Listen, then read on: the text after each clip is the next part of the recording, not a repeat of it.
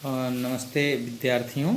आज हम ये क्षितिज भाग 2 दसम वर्ग का इसके हम प्रथम पाठ सूरदास के पद हम इसका अध्ययन करेंगे। सूरदास जी भक्ति युग के एक महान कवि रहे हैं और उनकी ये जो रचना है ये सूर सागर के भ्रमर गीत से ली गई है। यहाँ पर ये उस समय की चर्चा है जब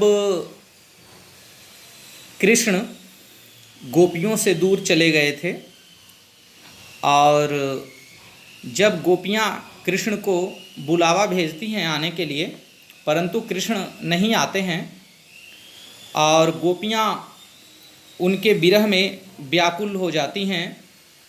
यहाँ पर एक निष्ठ प्रेम की चर्चा है कि किस तरह से गोपियाँ उनकी अनुपस्थिति में उनसे जुड़ी रहती हैं। तो यहाँ पर श्री कृष्ण उद्धव को, जो उनके राजनीतिक सलाहकार थे, उद्धव को संदेश लेकर गोपिकाओं के पास भेजते हैं। इसमें वही चर्चा है कि जब उद्धव संदेश लेकर जाते हैं गोपिकाओं के पास तो गोपिकाएं क्या कहती हैं? उद्धव तुम्हो अति बड़ भागी, उद्धव तुम्हो अति बड़ भागी। यहाँ पर गोपिकाओं ने उद्धव को भाग्यवान कहा है, लेकिन यह गोपिकाओं का एक उपहास है। ये उपहास क्यों है? क्योंकि गोपिकाएं जो है ये जानती थी कि उद्धव जो है कृष्ण के साथ रह रहे हैं, परंतु हमारे लिए इस बात का संदेश लाए हैं कि हम कृष्ण को भूल जाएं। तो गोपिकाएं यहाँ पर उन्हें उलाहना देते हुए कहती कि यदि आप प्रेम की परिभाषा को जानते, प्रेम क्या होता है ये जानते, तो हमें कृष्ण को भूलने के लिए नहीं कहते। तो गोपिकाएं क्या कहती कि उद्धव तुम हो अति बड़भागी, हे उद्धव तुम तो बड़े भाग्यवान हो। क्यों? अपरस रहत स्नेह तगाते नाहिन मन अनुरागी, कि आप प्रेम से अछूते हैं। प्रेम अपरस रहत, अपरस मतलब बिना स्पर्श के, रहत स्नेह तगाते, रहत मतलब रहते हैं, स्नेह मतलब प्रेम, स्नेह के, तगाते हैं धागा से, आप प्रेम के धागा से अछूते हैं, अर्थात आप प्रेम से दूर हैं। नाहिन मन अनुरागी, और आपके मन में कोई अनुराग नहीं है, कोई प्रेम नहीं है। तो आप तो बड़े भाग्यवान हैं कि आप प्रेम से अछूते हैं। और क्या कहती हैं? उदाहरण भी देती हैं गोपिकाएं कि आप किस तरह से अछूते हैं। पुरैनी पात रहत जल भीतर तारस देह ना दागी। जैसे पुरैनी पात, पुरैनी पात क्या है? पुरैनी पात यहाँ पर गोपिकाएं जो है कमल के पत्ते को कह रही है। पुरैनी मतलब कमल। पुरैनी पात रहत जल भीतर, अर्थात कमल का पत्ता जल के भीतर तो रहता है, परंतु तारस देह ना दागी, परंतु वो जल से फिर भी अछूता रहता है। आप देखेंगे कमल के पत्ते की एक विशेषता है, कमल के पत्ते को जब आप जल से निकालेंगे तो वो सूखा निकलेगा, मतलब उसमें पानी नहीं रहेगा। हरा भरा तो रहेगा परंतु पानी के स्पर्श से दूर रहेगा, पानी उसमें नहीं रहता। तो वो कहते कि पुरैनी पात रहत जल भीतर तारस देह ना दागी, कि जिस तरह से कमल का पत्ता जल के भीतर तो रहता है परंतु उसमें दाग नहीं लगता। ज्यों जलवाह तेल की गागरी बूंद न ताकों लागी। यहाँ पर कई उदाहरण देती हैं गोपिकाएं। एक उदाहरण देती है कि जैसे तेल की गगरी, मटकी, तेल की मटकी को यदि जल में डुबाया जाए, जो तेल से सना हुआ हो, एक मटका जो तेल से सना हुआ हो, और यदि उसको आप जल में डालेंगे और जल से फिर निकाल लेंगे तो उसमें जल की बूंद नहीं लगेगी, क्योंकि तेल के कारण जो है तेल चिकना होता है और जल के स्पर्श से वो परे रहता है। तो ज्यों जलमाह तेल की गागरी, बूंद न ताकों लागी, प्रीति नदी में पाँव न वोर्यों, दृष्टि न रूप परागी। उसी तरह से आप जो है प्रेम के नदी, प्रीति नदी, पाँव न वोर्यों, दृष्टि न रूप परागी, मतलब आप वहाँ पर रह रहे हैं लेकिन वो आपके दृष्टि से परे है। आप प्रेम के नदी के किनारे हैं, बैठे हैं, लेकिन उसमें पाँव नहीं डुबा रहे हैं, आपके लिए मानो वो है ही नहीं। अर्थात यहाँ पर गोपिकाएं ये कह रही हैं कि आप श्री कृष्ण के साथ तो रह रहे हैं, लेकिन आप उनके साथ रहते हुए भी उनके प्रेम से अछूते हैं। और यहाँ पर ये जो प्रेम की परिभाषा है, ये कैसी प्रेम है? निस्वार्थ प्रेम, अर्थात इसमें कोई स्वार्थ नहीं है। और गोपिकाएं यहाँ पर वही चीज कहती हैं कि हम कैसे प्रेम करते हैं। अगले ही पंक्ति में बताती हैं कि सूरदास अबला हम भोरी। सूरदास यहाँ पर कह रहे हैं कि सूरदास जी बता रहे हैं कि गोपिकाएं कहती हैं उद्धव को, क्या कहती हैं? अबला हम भोरी, हम तो अबला हैं और बहुत ही भोली भाली हैं। मतलब हम किन्हीं की बातों में आसानी से आ जाते हैं, क्योंकि हमारे मन में किसी तरह के छल कपट नहीं है और हम दूसरे के मन के छल कपट को भी नहीं समझते। तो सूरदास अबला हम भोरी, गुर चाटी ज्यों पागी। और यहाँ पर कहते हैं कि हम किस तरह से उनके प्रेम में संलिप्त हैं, मतलब वे हमसे दूर हैं परंतु हम उनसे दूर नहीं हैं। गुड़ चाटी ज्यों पागी, जैसे चींटी गुड़ को चाटते हुए उसी में अपने प्राण त्याग देती है। मतलब हम उनके प्रेम में इस तरह से लिप्त हैं कि वे कितना भी चाहें हमसे दूर नहीं हो सकते और हम उनसे दूर नहीं हो सकते।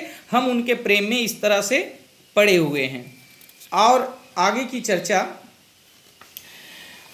ये प्रथम अनुच्छेद था। द्वितीय अनुच्छेद, गोपिकाएं कहती हैं आगे कि मन की मन ही मांझ रही। मांझ मतलब में, बीच में, मन की मन में ही बनी रही, अर्थात मन की जो बातें थी वो बाहर नहीं आ पाई, मन में ही रह गई, हम कह नहीं पाए और वे हमसे दूर चले गए। कहिए जाई कौन पै उद्धव, नाही परत कही, कि हम किस तरह से कहें उद्धव, हमको तो कुछ कहना भी नहीं आ रहा है, हम कुछ कह भी नहीं पा रहे हैं। कहिए जाई कौन पै उद्धव, किसको जाकर मैं सुनाऊं, किसको जाकर मैं कहूं, नाही परत कही, कहा ही नहीं जा रहा है। अवधि आधार आस आवन की, समय के साथ उनके आने की आस और बढ़ती गई, कम नहीं हुई। तो यहाँ पर गोपिकाएं इस बात को कह रही कि अवधि आधार आस आवन की, समय के साथ उनके आने की आस हमारी खत्म नहीं हुई, वो बढ़ती गई। उनके आने की आस बनी रही कि वे आएंगे, जरूर आकर हमारी खबर लेंगे। और तन-मन व्यथा सही, व्यथा मतलब व्यथा, दुख, हमारा तन मन इस व्यथा को सहते रहा, इस दुख को सहते रहा कि वे जरूर आएंगे। उनके प्रतीक्षा में, उनके आने के इस तरह से हम उनके आने की आस को कभी छोड़े ही नहीं। वो आस दिन प्रतिदिन बढ़ती चली गई। और क्या कहती हैं आगे गोपिकाएं? अब इन जोग संदेशनी सुनी सुनी, क्योंकि उद्धव जो श्री कृष्ण का संदेशा लाए थे वो एक ऐसा संदेशा लाए थे जिसमें कहा गया था कि आप श्री कृष्ण को भूल जाएं, और यदि भूलने में कठिनाई हो रही हो तो योग का सहारा लें, क्योंकि योग एक ऐसा मार्ग है जो प्रभु के नज़दीक ले जाता है। और जब आप प्रभु के नज़दीक जाने के लिए लगेंगे तो दुनिया से विरक्त होते चले जाएंगे। तो गोपिकाओं को कहा जा रहा था कि आप श्री कृष्ण से विरक्त होइए, और यदि श्री कृष्ण के विरक्ति में कोई बाधा हो तो योग को कीजिए, और योग करेंगे तो आप विरक्त होने में आसानी होगी। तो ये जो योग संदेश लेकर आए थे उद्धव श्री कृष्ण के, तो इस योग संदेश में गोपिकाएं कहती है कि अब इन जोग संदेशनी सुनी सुनी। जोग मतलब योग, ये तद्भव शब्द है, योग का तद्भव जोग। अब इन योग संदेश को सुन सुनकर क्या हो रहा है, वो कह रही कि हमारा व्यथा दूर नहीं हो रहा है। कहती विरह नहीं विरह दही, अर्थात हम वियोगिनों का जो विरह है वो और बढ़ते चला जा रहा है। अर्थात हमें ये शांति नहीं मिल रही है, बल्कि ये हमारे मन के व्यथा को और बढ़ा रही है, हमारे वियोग को और बढ़ा रही है। चाहती हुते गुहारी जितही ते उतते धार वही, कि मैं जिनसे इस बात की आशा लगाए हुए थी कि वे जो है हमारे विनती को सुनेंगे, वे हमारे मन की बातों को समझेंगे, उधर से उल्टी धार बह रही है। अर्थात वही हमें ये संदेश भेज रहे हैं कि भूल जाओ। तो कहते हैं सूरदास अब धीर धरहि क्यों मर्यादा ना लही, कि अब जो है धैर्य रखने का क्या फायदा, मर्यादा तो उन्होंने स्वयं तोड़ दी है। अर्थात मर्यादा तोड़ने की बात किन के लिए कही जा रही है, मतलब गोपिकाएं प्रेम को जो है इस तरह के प्रेम की पराकाष्ठा तक पहुंच चुकी थी कि उनके लिए सबसे बड़ी मर्यादा प्रेम थी, और प्रेम की मर्यादा श्री कृष्ण कह रहे हैं उनको भूलने के लिए कि भूल जाओ। अर्थात प्रेम की मर्यादा को छोड़ने के लिए करें, तो करें मर्यादा ना लही, कि अब धैर्य रखने का क्या फायदा, उन्होंने तो ही मर्यादा तोड़ दी, उन्होंने हमारी मर्यादा को भंग कर दिया।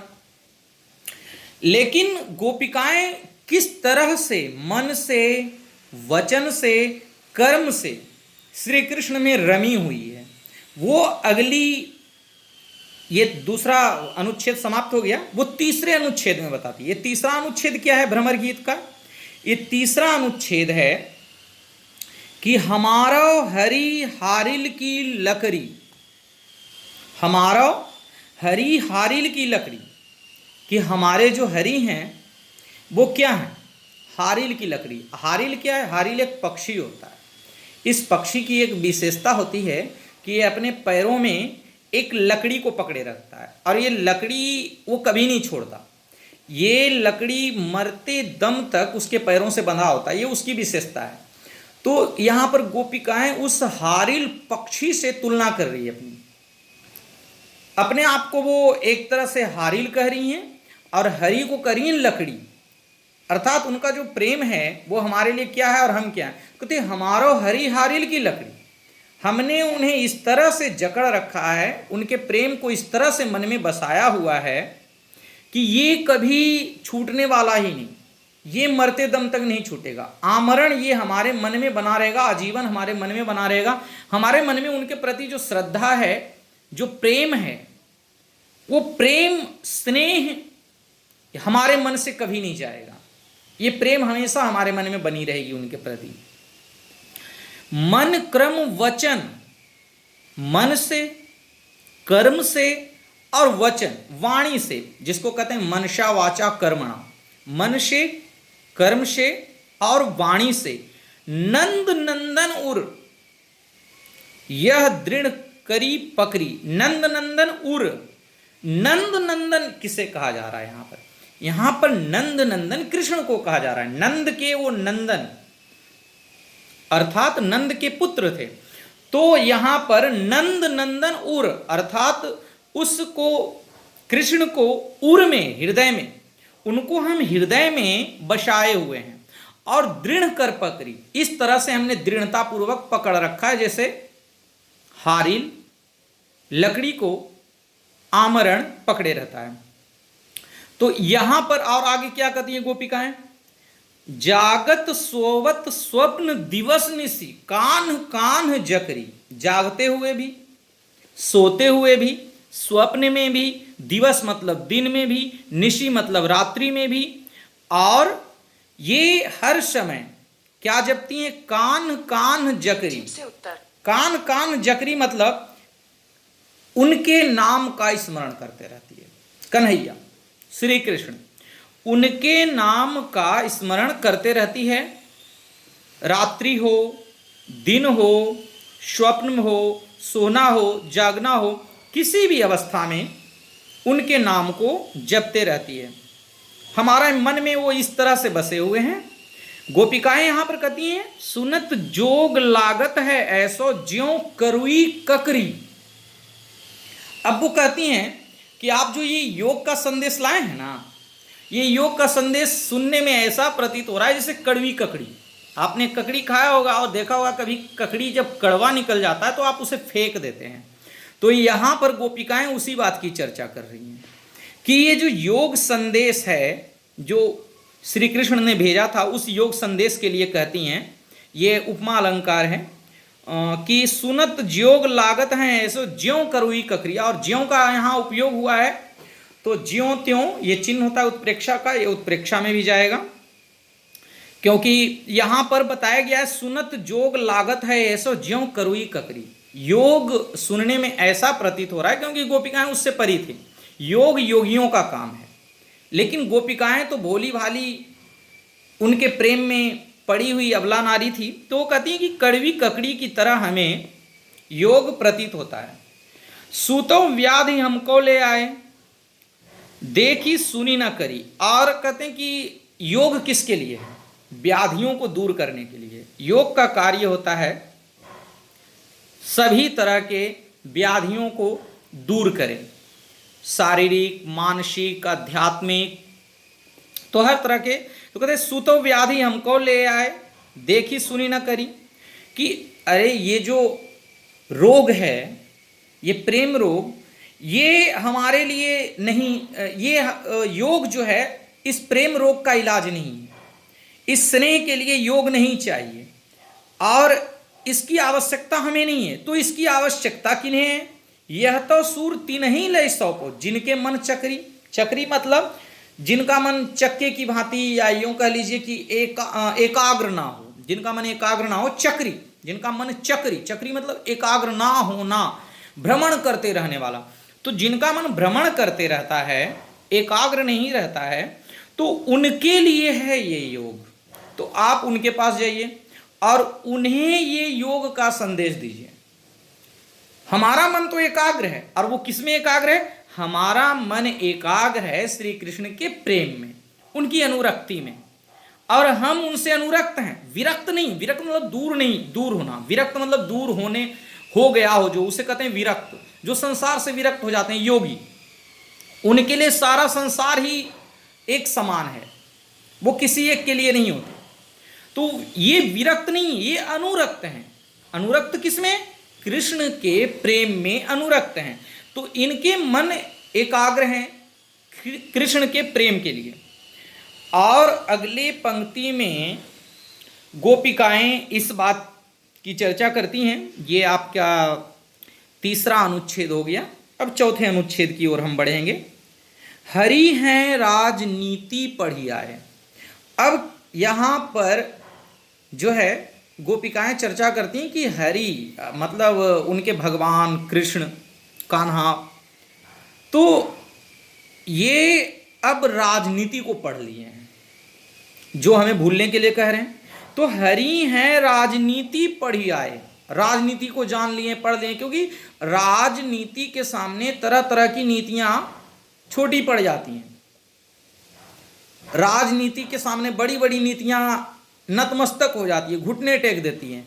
तो ये तर्क के आधार पर तमाम तरह की बातों को अलग तरीके से भी साबित किया जा सकता है।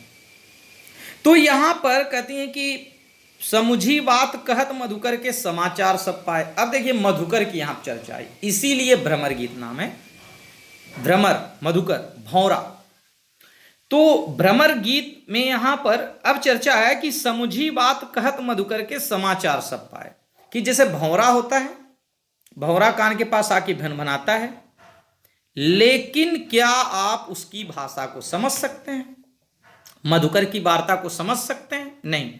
तो यहां पर गोपिकाएं कहती हैं कि आप जो है जो भी बातें कहे हम उसको सुने, लेकिन समझे कुछ नहीं। आपकी जो बातें हैं वो उस मधुकर की गुंजन की भांति है, भौरों की गुंजन की भांति है। तो समुझी बात कहत मधुकर के समाचार सब पाए, कि चलो समाचार सब उन्होंने जो भिजवाया वो हमें मिला। एक तो अति चतुर होते पहले ही अब गुरु ग्रंथ पढ़ाए। एक तो पहले से ही अत्यंत चतुर थे, अत्यंत चालाक थे। मतलब यहाँ पर उनकी चतुराई की चर्चा भी हो रही है। और श्री कृष्ण की चतुराई आप सब जानते हैं, महाभारत में आपने उनके कर्म कुशलता को, उनकी बुद्धिमत्ता को देखा होगा। तो एक अति चतुर होते पहले ही अब गुरु ग्रंथ पढ़ा है। अब तो लगता है गुरु का ग्रंथ भी पढ़ लिए, राजनीति शास्त्र पढ़ लिए, तो अब तो वे पहले से भी बहुत चतुर हो गए हैं। और यहाँ पर बड़ी बुद्धि जानी जो उनकी, कि उनकी जो है बुद्धि लगता है काफी बढ़ गई है। क्यों? योग संदेश पठाए, उन्होंने जो योग संदेश भेजा है, तो इस योग संदेश के भेजने से ये प्रतीत हो रहा है कि उनकी बुद्धि अब बहुत बढ़ चुकी है, उनकी बुद्धि काफी तीव्र हो गई है। तो यहां पर क्या कहते हैं गोपिकाएं उद्धव को कि उद्धव भले लोग आगे के परहित ढोलत दाय। भले कौन है, अच्छे कौन लोग हैं, मतलब राजनीति का कर्तव्य क्या है। राजनीति में साबित तो बहुत कुछ किया जा सकता है, लेकिन राजनीति का कर्तव्य क्या है?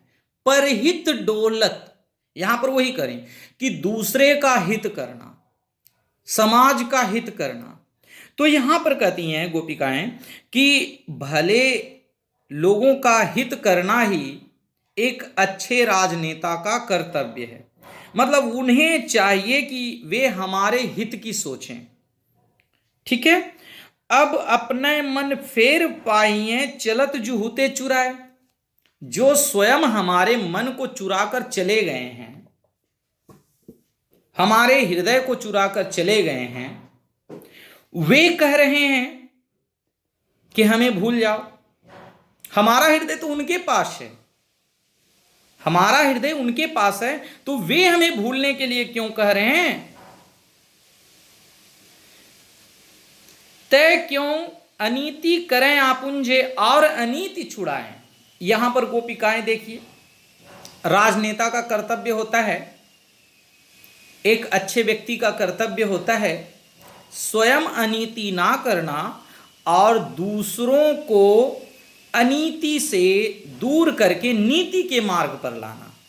तो ते क्यों अनीति करें आपुन, वे स्वयं क्यों अनीति कर रहे हैं? जे और अनीति छुड़ाएं, जो दूसरों को अनीति के मार्ग से नीति के मार्ग पर लाते हैं, वे स्वयं क्यों अनीति कर रहे हैं। और अंतिम पंक्ति, अब पाठ की अंतिम पंक्ति, जिसमें यही बात बताएगी कि राजधर्म क्या है। राजधर्म तो यही सूर जो प्रजा न जाहि सताई। राजधर्म यही है जो प्रजा को ना सताए। राजा का धर्म है प्रजा का पालन करना, प्रजा का दुख सुख देखना, प्रजा के दुख सुख में काम आना, ना कि उसके दुख सुख को अनदेखा करके उसके दुख को और बढ़ाने का कार्य करना। तो हमें प्रजा हित का कार्य करने के लिए, राजधर्म का कार्य करने के लिए श्री कृष्ण के लिए कहती हैं गोपिकाएं कि वो राजधर्म का कार्य करें। ये आपका पाठ समाप्त हो गया है और इसमें बहुत सारे प्रश्न अभ्यास हैं। प्रश्न अभ्यास इस तरह से दिए गए हैं कि हर पंक्ति को, हर अनुच्छेद को कहीं ना कहीं टच किया गया है।